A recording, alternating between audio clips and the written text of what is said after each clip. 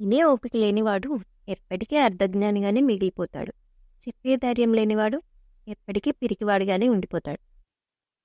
ఒక తల్లి ఒక బిడ్డకు జన్మనివ్వడానికి, ఒక రైతు ఎంతో మందికి ఆహారాన్ని అందించడానికి, ఒక మొక్క వృక్షంగా అవ్వడానికి, ఒక మొక్క పువ్వుగా మారడానికి, ఒక పువ్వు ఒక పండుగా మారడానికి, ఒక పురుగు అందమైన సీతాకోకల చిలుకగా మారడానికి కారణం ఒకటే: ఓపిక.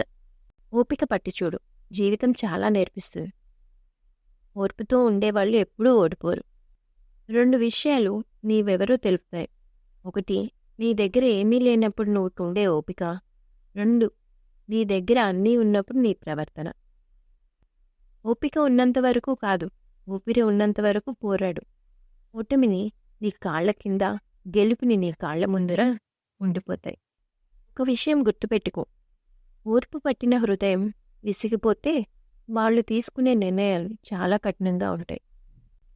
ఓపిక చాలా విలువైనది. అది ఎంత ఉంటే జీవితంలో అంత నేర్చుకుంటాం.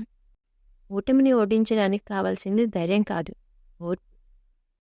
ఓపిక మంచి చేస్తుందంటే నష్టమైనా కాసేపు భరించు. నిన్నే ముంచేస్తుందంటే కష్టమైనా సరే తెగించు. ఏదైనా పరీక్షించవచ్చు, కానీ మనిషి సహనాన్ని పరీక్షించకూడదు. అది విలువైన బంధాలను దూరం చేస్తుంది. ప్రతి ఒక్కరిలో ఓపిక అనేది ఉంటుంది, కానీ అది ఎంతవరకు ఉండాలో అంతే ఉంటుంది. దానిని అలానే ఉంచండి. అది నశించిన రోజు ఆ మనిషిలో మరో మనిషి కనిపిస్తాడు. ఒక్కోసారి నీ నిజాయితీ, నీ ధైర్యం, నీ తెలివితేటలు నిన్ను గెలిపించకపోవచ్చు.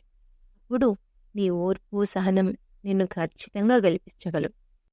ఓర్పు అనేది ఎంత చేదుగా ఉంటుందో దానివల్ల లభించే ప్రతిఫలం అంతే తీయగా ఉంటుంది.